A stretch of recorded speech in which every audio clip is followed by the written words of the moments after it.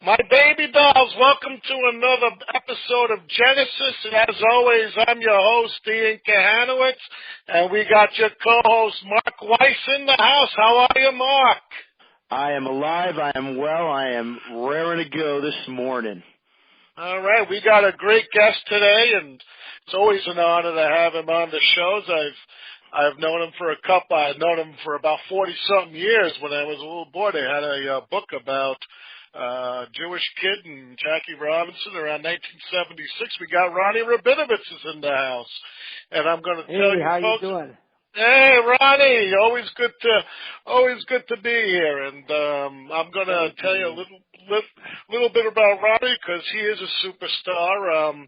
When he was 8 years old, the Dodgers were in town to play the Milwaukee Braves at the time. I think Milwaukee was pretty much a new team at the time. And Ronnie got to meet his hero, Jackie Robinson, which started a lifelong friendship until Jackie passed away at the age of 53 in 1972. And, Ron Rabinovitz is on tour this year. I always plug for him because it is the 70th anniversary of Jackie coming into the major leagues, and Ronnie story is one of those things where a lot of people is like he lived the dream. And if you're an 8-year-old kid and you get to meet your hero, it is, dreams come true. I mean, Jackie was at his 10th birthday party. We'll go into all that later. But the main thing I want to point out was that it was a beautiful thing of friendship prior to the civil rights movement. A white Jewish kid from Sheboygan, Wisconsin, Jackie being an African American who had to endure such terrible suppression when he got in. And, Ronnie's been doing tours for so long on corporations, business organizations, little children in school, and just to get the word out about the friendship and how his story relates in the present day in 2017 is a remarkable feat. It's still relevant today. Welcome to the show, Ronnie Rabinovitz. It's not Larry King like you've been on. But you got Marc the Mad Dog over there and me. That's right. It's a pleasure to be on the show with you guys. A nice bench. Now, Ronnie, you're also on the network, like Marc and myself. Tell us about your show you did with Peter. Well, with Peter Trunk, we've been talking about it's more or less a show about Brooklyn to Los Angeles, about the Dodgers. And I know last week we had a nice show. We talked about Campanella. I talked a lot about Roy Campanella and Don Newcomb, and it was very fun. We're having a great time with it, and I'm enjoying being on the show. The week before, we talked more about Jackie Robinson, and now we're going to talk more about the Brooklyn Dodgers and then the L.A. Dodgers. Oh, that's fantastic. That's fantastic, Marc. It's been a lot of fun.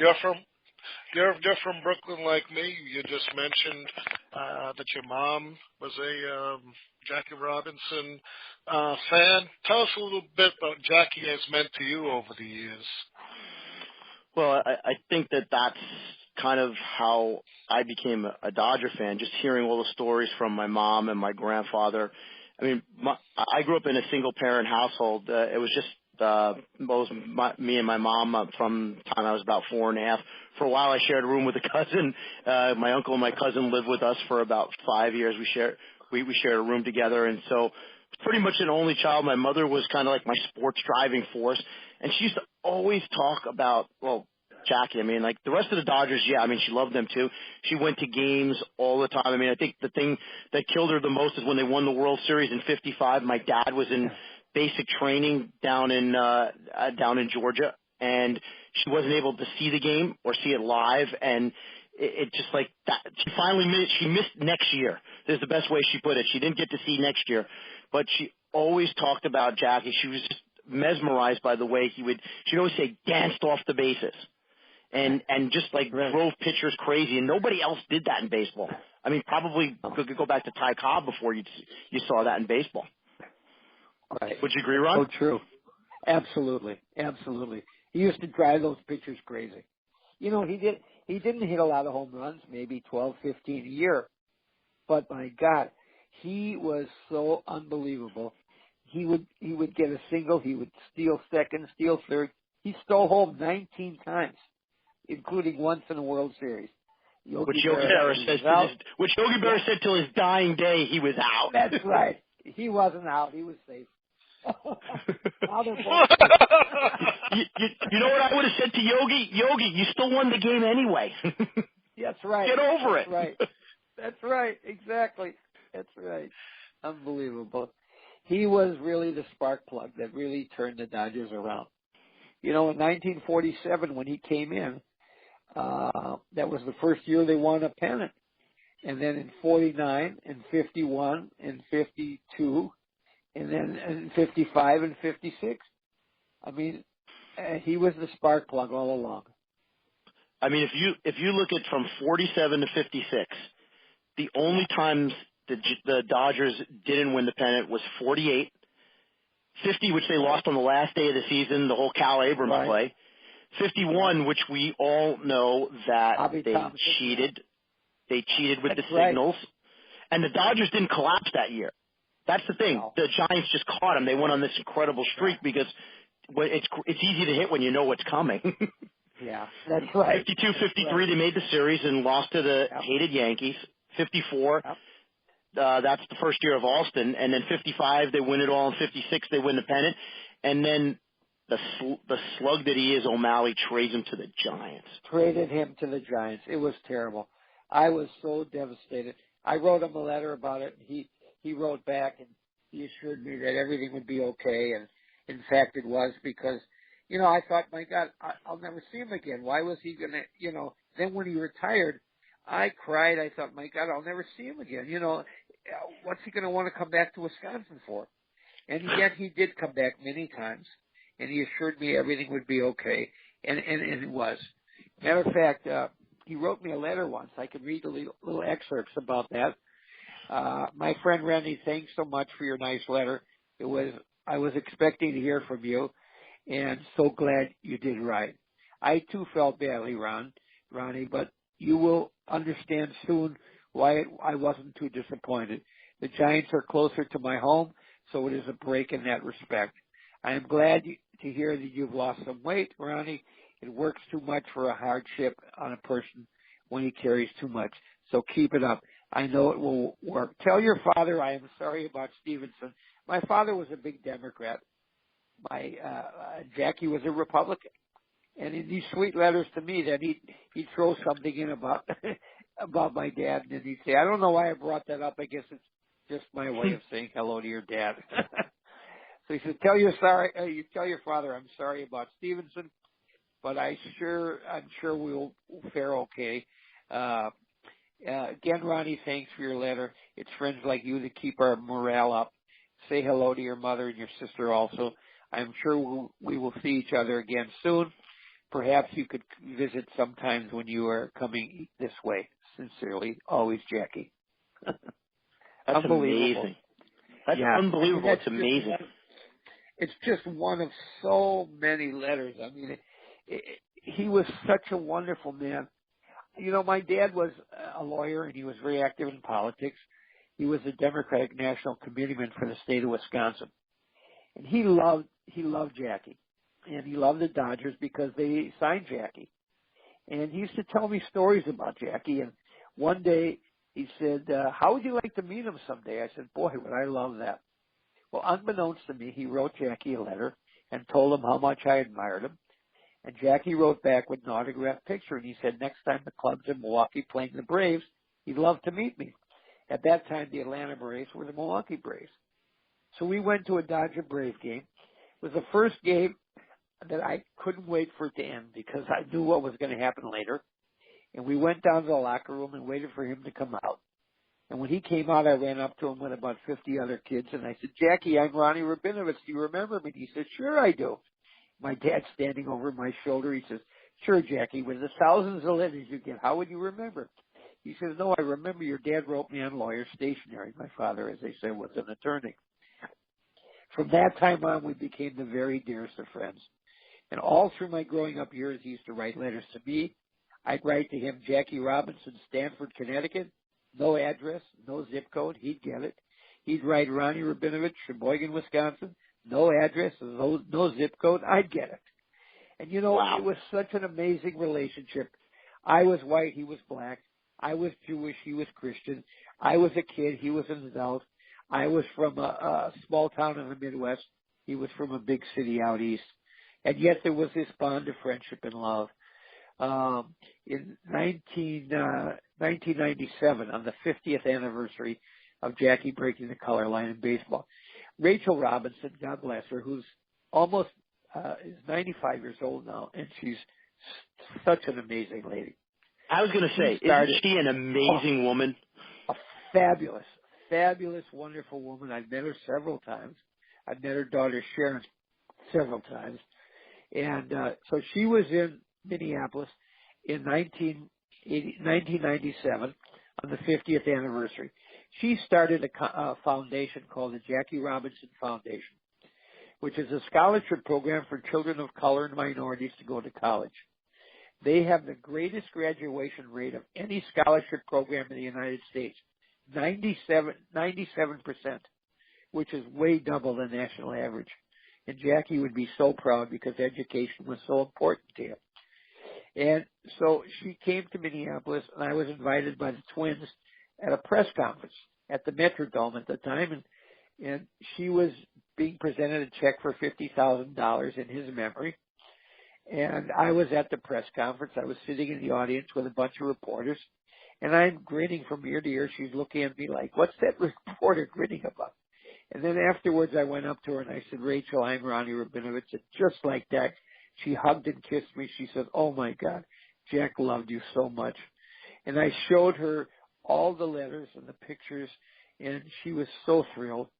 That night she threw the ball out at the opening of the game, and then she sat up in one of the suites with me, and we visited for 3 or 4 innings, and it was just terrific.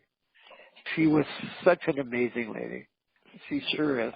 I was going to say she still is an amazing lady. Yes, still amazing lady. Wonderful. I think what amazes me the most about her is I've never seen somebody guard their deceased husband's legacy as well as she's guarded it and made it flourish over the years.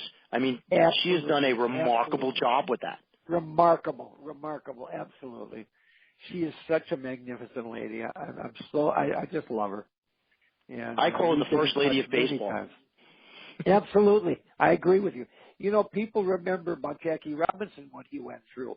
But just remember, Rachel Robinson, she sat in those stands listening to all those bigots, those catcalls. She watched her husband being beaten and death threats and spiked and all of that. And she had to sit there with her dignity, So she went through hell just like he did. And, I could imagine. I mean, sitting in the stands, and I can't even. I can't imagine because I've been to obviously almost every ballpark, and I've heard fans in different places. Even nowadays, some of the things that they say would make you cringe. I can only imagine going back 70 years ago and scratching my head. I mean, I would think it wasn't just it went in Cincinnati or in St. Louis. I think it was in any National League city that they went to that she was hearing it. You're right. That's right. Absolutely. I think we do a disservice sometimes. Like we make the southern cities seem the worst. I think it was all across the board. It was all across, and they were Midwestern cities. They weren't southern cities. Pittsburgh, Philadelphia, St. Louis, Chicago. They weren't Cincinnati. Those weren't southern cities, and yet there was terrible abuse. Matter of fact, let me ask. Yeah, go ahead. Go ahead, Ronnie. I'm sorry for interrupting you. No, that's okay. Go ahead. Now, let me just say something here, because we're going to get into the story about the bus with the children on it. I want to get to that in a second because I think that's a beautiful story.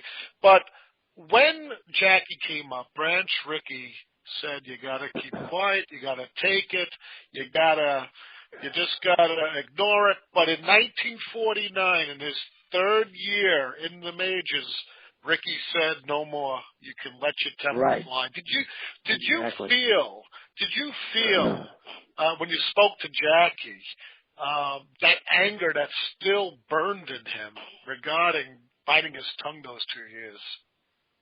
Yes, he talked about that a lot, and you know, I met him in 1953, which was really in the tail end of his career. I mean, I saw him play in 53, 54, 55, and 56, and he still had this burning, you know, desire and for fighting for civil rights. You know, I was on Larry King's show about a year ago. He flew me out to LA and interviewed me. And he was telling me the first time he interviewed Martin Luther King, he introduced him as the founder of the civil rights movement. And Martin Luther King stopped him and said, "Larry, I have to correct you. I'm not the founder. Jackie Robinson was." Because Martin Luther King was in college. He was a teenager at the time. And there was no Rosa Parks. There was no civil rights movement. It was unbelievable. He broke the door all alone, and he was an amazing man. Yeah. And even with him, you know, and the fight in him, and he would later go on and march with Luther King, and he was disappointed that a lot of his teammates didn't come to the 63. Clem Labine was one of them, a couple of others. Right. But he was very good to children of all colors. I'd like you to tell you the story about, you know, I'd like you to tell the story about that bus, you know, the Dodgers. I love that story. It always makes me want to cry. Well, one time he was coming out of the locker room in Milwaukee, and the players were getting on the bus to go back to the hotel because the series wasn't over yet. So I'm walking with him, and he's signing kids' autographs, and we're talking, and guys are getting on the bus. And here comes a priest with a whole parish full of kids, and they all want autographs. And he's standing there signing and signing. Pretty soon the guys on the bus are getting upset, and they're opening the windows. "Come on, Jackie, you're holding us up." You know what he did? He went to the bus driver. He said, "You know what? Take the guys back to the hotel. I'll take a cab." And he stood there and he signed every single kid's autograph. Amazing. I mean, who does that, you know? Maybe Cal Ripken. I don't know. Yeah. And, you know, and I talked to Rachel one time. She was telling me that he used to occasionally write to other kids, but she had never seen such an amount of letters that I had written to him, and he had written to me. It was amazing. Ronnie, she had never seen anything like it. Ronnie, do you think that the reason that he was that he gravitated to the kids like that and wanted to, you know, see their smiles and have them get that autograph was because kids, when they're so young, they're just colorblind. They just see people. Right. They see good. Exactly. They see good and they see bad, and that's all they do see. And maybe in his mind, he was making a huge impression on him, and he also knew that they weren't judging him by the color of his skin, just the content of his character. I think you're right. And he loved kids, all kids. I mean, he was terrific. You know what he used to do in Brooklyn?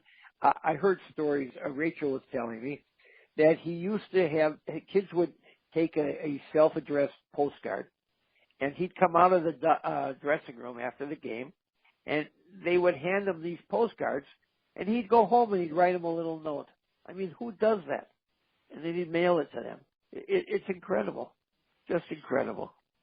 Now, when you spoke to him and when you sent your letters back and forth, did he ever convey that he, like, during that time frame, like he got the enormity of it and realized that not only after he left, when he was in the game, but after he left the game, he still carried that with him, like he was the first, and he always had to be on for people? Absolutely. He felt that he had to be on for people. He had to be respectful. He had to, you know, show who he was, you know. And he was very active in politics. He was very active in civil rights. And I understand now why he was a Republican at the time. He was a Rockefeller Republican who probably today would have been a Democrat. But he was a Republican because they were all Dixiecrats in the South. They were all bigots. They were all racist. in the Democratic That was the Party. Strom Thurmond era. Sure. And Sam Rayburn and all these guys, they're all from the Yep. South, and he would flop back and forth. One letter he wrote to me and he says, "Tell your dad that Ike has made me a Democrat." And then later on he'd write another letter and he'd say, "Tell your dad that I'm now an independent leaning toward a Republican."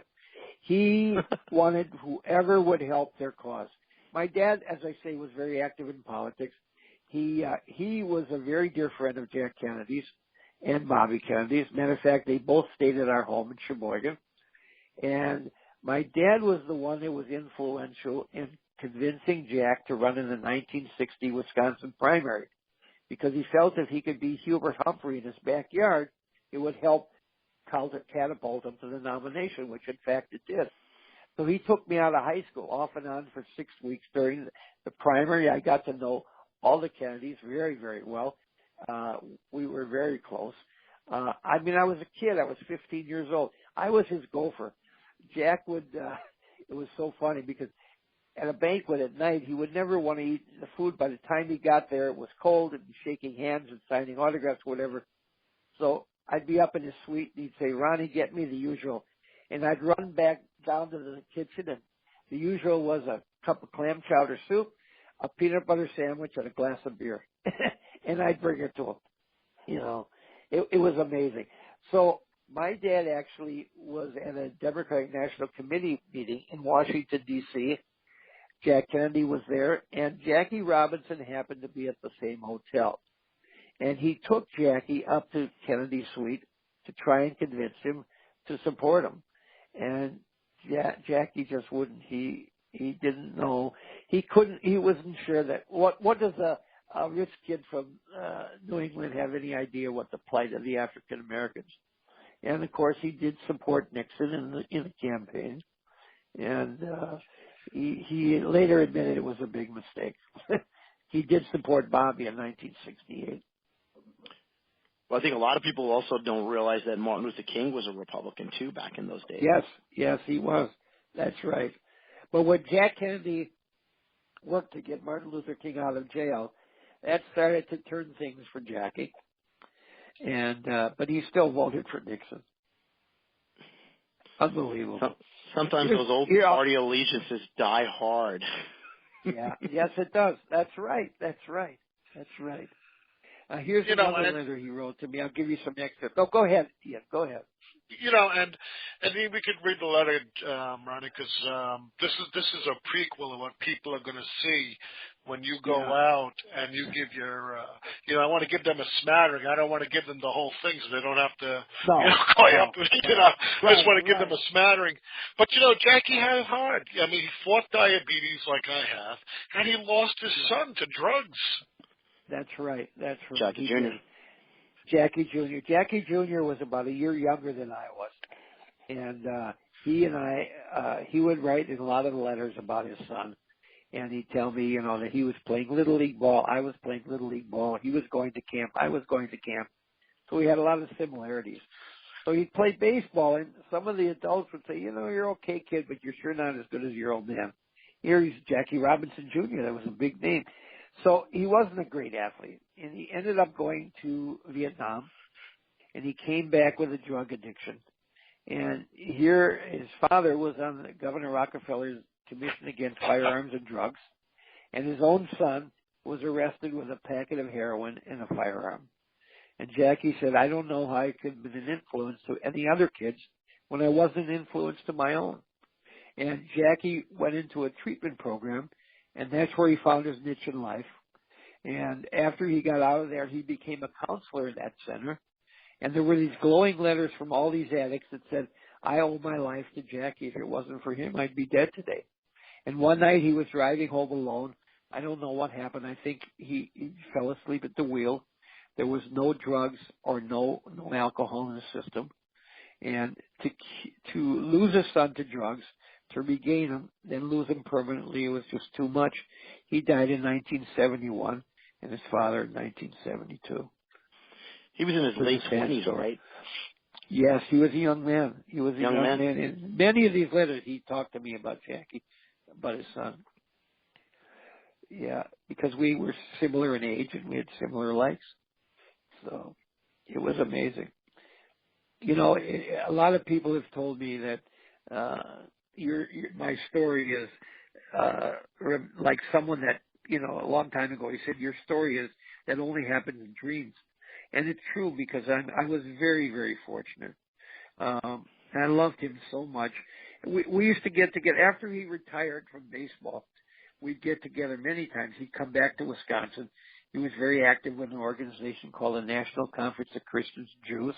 He would come back for sports banquets or Brotherhood Week, and he would let us know when he's coming, and we would spend an evening or afternoon or a weekend with him. We spent a weekend with him one time and just had a great time.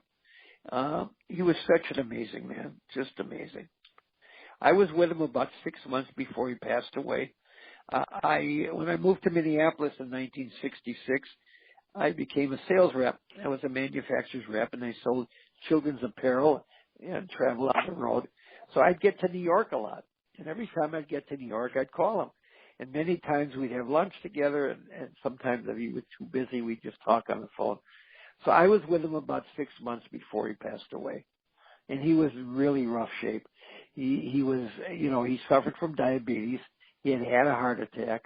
He was blind in one eye. He was going blind in the other eye. And it was really sad to see him in that shape.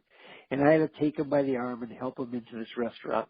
And I just felt so sad because I remembered him up and down, jumping up and down the bases, driving those pitchers crazy. And now I was helping him. He was so happy to see me. He wanted to hear all about my family, and I, of course, about his. And later on, I hailed him a cab and got him settled in the cab. And I leaned in, I kissed him on the cheek and told him how much I loved him. And as that cab disappeared into sight, I had tears running down my eyes because I knew I'd never see him again. You know, it was really sad. He was such a phenomenal man. Here's one little excerpt from one of the other letters. Dear Ronnie, it was good hearing from you again. I hope everything is fine at home. My family is fine. We have had a nice summer, and with school just around the corner, we're starting to get prepared. You're very kind to say the nice things you did. I learned a long time ago that a person must be true to himself if he is to succeed. He must be willing to stand by his principles, even at a possible loss of prestige. He must first learn to live with himself before he can hope to live with others. I have been fortunate. God has been good to me, and I intend to work as hard as I can to repay all the things people have done for me. I appreciate your friendship and feel as long as you set a worthwhile goal and head for it, you will continue to do well. Continued good luck. Give my regards to the family. Always, Jackie. Unbelievable. Amazing. Such sweet. Isn't that amazing? Just amazing. Just to take time to write to a kid. Just phenomenal. I think there's a book out there that's in the making called Letters with Jackie. Yeah. Well, there was actually a documentary that MLB Network did, and they still run it occasionally. It was called Letters from Jackie. And Curtis Granderson was the host. And Dennis Haysbert, I don't know. Love Curtis Granderson. Oh, I love Curtis. Me too. He is a first-class man. And then Dennis Haysbert, I don't know if you know that name, but he used to do the Allstate commercials, the African-American with that beautiful deep voice. He read deep baritone, yes, I know. Yeah, he read these letters off camera of Jackie and I. And the whole documentary is about Jackie and I. And it was a 45 or about an hour show, 45, 50 minutes. And it was tremendous. Matter of fact, it was up for an Emmy. It was nominated, but it didn't win. But it was it was an honor just to be nominated. A show's one thing, but a book, just to be able to really, I mean, there's probably, would you say, like hundreds of letters that you guys corresponded with each other with? Yeah. And I probably and a book would be awesome. Yeah. It's amazing. There's such heartwarming letters, as you can see. And I do have a children's book coming out next year, and I've entitled it Always Jackie. Always, Jackie, because that's how he signed his letters. Always, Jackie. So that'll be fun. But I'd love to someday to an adult book too, because it's a story that, yeah, it's a story for everybody. Yeah, I'm just not a great author. I can tell the story, but I need someone to put it together. I don't necessarily know that you need to be a great author, because I think the letters speak for themselves. When I'm hearing these letters right now, I've got tears in my eyes and I've got goosebumps on my arms, and I want to read more. Yeah, it's just amazing. It really is. He was such a great guy. He one time came. He was supposed to come to Sheboygan, and we had made arrangements. He was going to speak at my high school and stay overnight. And I was so excited. My dad and I were out on the front lawn, playing catch one day, and a neighbor came by, and he says, my dad was telling him that Jackie's coming to stay at our house. And he said, "You mean you'd let Jackie Robinson sleep in your house?" He says, "Of course I would. I'd love to have him build a house next to me." And the neighbor said, "Boy, I sure wouldn't." And my dad looked him straight in the eye, and he said, "You know, Ben, I don't know if that would be the real question. I think the real question would be whether Jackie Robinson would want to live next to you." So he really told him, you know. So he was speaking in Manitowoc, which was between Sheboygan and Green Bay. Sheboygan's right on Lake Michigan, between Milwaukee and Green Bay. So we got there, and unfortunately he had to go back to New York. Something came up in business, and he was so disappointed, and I was just crushed too. And I felt so bad. He was presented the key to the city of Manitowoc by the mayor with big red, white, and blue ribbons on it. So we're driving him back to the airport, and I'm sitting in the back seat with him with this key on his lap. And he turned to me and he said, "Ronnie, will you keep this for me?" And I was so excited. Then we got to Sheboygan, and my dad had to stop at his law office on the way home to pick up some files and books. And someone had spray painted a sign on the front of his office on the wall that said, "Rabinovitz is bringing niggers to Sheboygan." And I felt terrible. I started to cry. My mom, my dad, my sister, and I, we all got out of the car. We got brushes and water and rags and soap, and we scrubbed it all down. But it was crushing that anybody would be so terrible, you know, to do that to us. Was that an isolated incident, or did you feel any other backlashes or people making other comments, whether it be, you know, outward like something like that, or kind of like in passing where it was subliminal but you knew what they meant? Did you feel that? Did you hear it? Oh yeah, I did hear it. Did it make your blood boil? Oh, it did. Making my blood boil right now, so. And being Jewish in Sheboygan, Wisconsin, that was not easy either. I mean, you know. Yeah, I was going to say, I mean, that's not exactly the road to paradise for you either. Yeah. I mean, Sheboygan was interesting. We're about 350 Jewish families, which was pretty large for a city of 48,000. And they had 3 synagogues. It was crazy. But we had a kosher butcher. We had all works. But, you know, sometimes kids would say, "You're a good guy for a Jew," or something like that. You know? I've heard that. Yeah. I've heard that. Yeah, sure. Unbelievable. Now, Ronnie, I want to say 2 things here.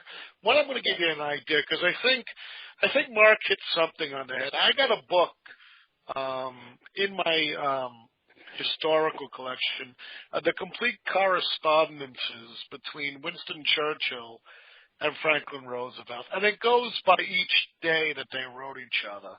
No author, just all the letters that were published. That might be an idea for you to do it in chronological order, because I know you have it in chronological. Now, the second thing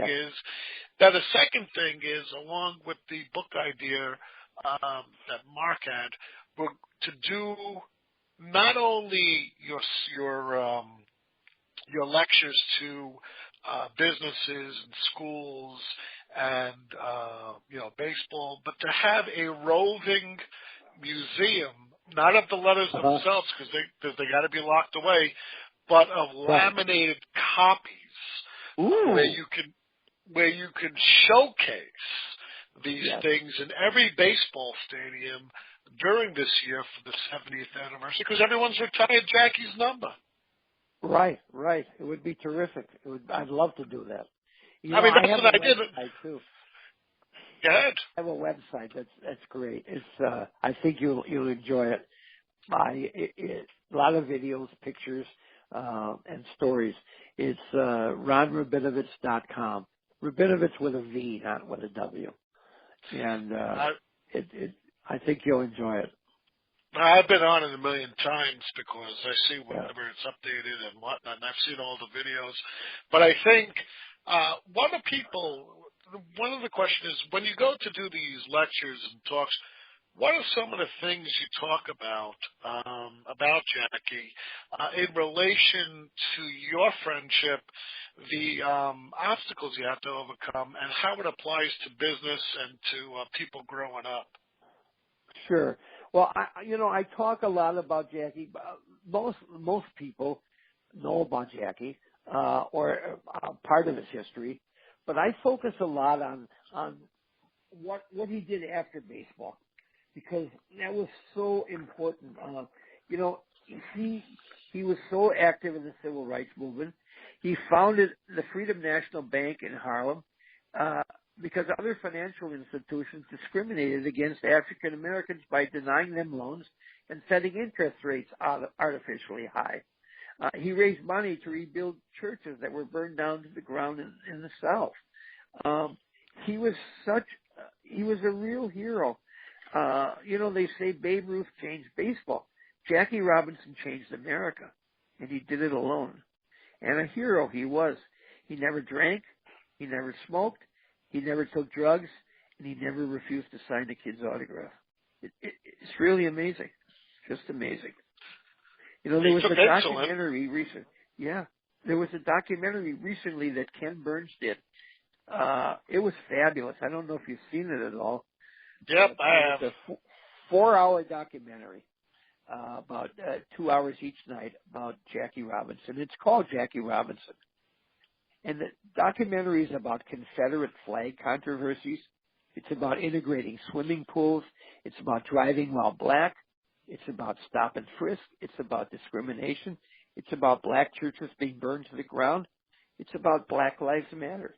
That sadly hasn't changed, and it continually reminds all of us of our job as human beings with regard to the question of race.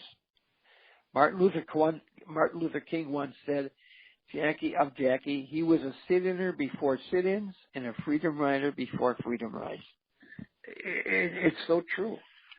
And we have, it was way before Brown versus the Board of Education, way before the Civil Rights Movement, way before they integrated the military. I mean, it's amazing. He was alone. He started it all. And when Barack Obama was running for president and was inaugurated, I wrote an article that was published in the paper which said, I wonder what Jackie would be thinking today. Because I remember in Cincinnati in 1972, he was honored at the World Series. And I remember said, that. Thank you very much. Yeah, I thank you very much for this honor, but I won't be happy until I see a black face as a manager in baseball or an African American general manager. And here we had our first African American president, and a lot of the reporters used to call Barack Obama the Jackie Robinson of politics. So there was a connection, and it was the beginning. It's amazing. It's just amazing. I find that people think of Jackie's struggle as just starting in 1947, but they have no idea what he went through at UCLA, because most folks don't even realize that football was his best sport. I mean, he should have been a Heisman Trophy winner, but he didn't get that, obviously, because he was an All-American in football, All-American in basketball. He broke the world record in the broad jump and track, and he played baseball. He was the only athlete ever to letter in 4 sports at UCLA. And baseball might have been the weakest of his 4 sports. Correct. And, kids have asked me, well, if baseball was the weakest, why did he pick baseball? And the answer is because of the Negro Leagues. Yeah, There was absolutely. no opportunities in football or basketball. It was the Negro Leagues. And a lot of people don't know that his brother, Mac, was a tremendous athlete too. In 1936, remember when Jesse Owens won the gold in Germany, in Berlin, in front of Hitler. Absolutely. Mac Robinson got the silver. That's his brother. So the United States came in 1-2 and stuck it right up Hitler's ear, you know. But then, of course, they didn't let Marty run in the 4x4. That's right. Because they dished out enough punishment to the master race, they didn't want to make it even worse. Yeah, exactly. That's so true. It's so true. The other thing that he went through was he was tormented in the military. Sure he was. Absolutely. He was even court-martialed. Correct. He was court-martialed. He refused to go to the back of a bus. And, you know, it was amazing because he said, listen, I'm in the military and I'm fighting for my country. I can sit wherever I want. And they called the MPs and they arrested him. He was court-martialed and he was found not guilty. Amazing. That was in the segregated military prior to Truman desegregating it during the Korean War. Right. Exactly. So true. Fantastic. Ronnie, we're going to have to end the show. No. It's funny. Well, you know what? We'll let him come back to the show. He has his own show on the Comfortably Zone Network, radio network, and it's always a pleasure. Ronnie, where could, besides Ron Rabinovitz, .com, what number can people give you a jingle and inquire about when and where you could speak? Okay, my number would be 612-597-0314. My email address is ronrabinovitz42@gmail.com. That's fantastic. Marc, I hope you had a good time today listening to Ronnie and being part what I like to consider a human link to American history, which is Ron Rabinovitz, really. It's always a pleasure to speak to him. It's always gut-wrenching to speak to him and hear the stories about Jackie Robinson. How did you feel about the show, Marc? I feel like we just scratched the tip of the iceberg. There's just so many more questions, and I mean, we probably have to make sure that after I come back from my surgery in about 2 weeks, that we get Ronnie back on the docket again, because I would love it, Marc. I would love it. I want to ask questions about. And just, I'll throw them out there, just like, so you could think about them. I want to know what Jackie would think about the fact that there's only 8% of Major League Baseball is African American today. I don't think he'd be happy about that, number one. And I would love to know what you thought of the movie 42 when you saw how Jackie was portrayed. Because I have my opinions on the movie. While I love the movie, I felt like the actor himself didn't have Jackie's voice. He had such a unique voice. And I think that threw me off a little bit. He had a high-pitched voice. Yes, he did. High-pitched voice. You're right. Yeah, he did. And it was, I'll tell you this. I found the movie being very sad because I knew what he went through. I mean, they had to tame it down to keep it PG-13. Right. So you saw what was going on in Philadelphia with Ben Chapman. But that went on everywhere. In St. Louis, in Pittsburgh, in Chicago, in Cincinnati, everywhere.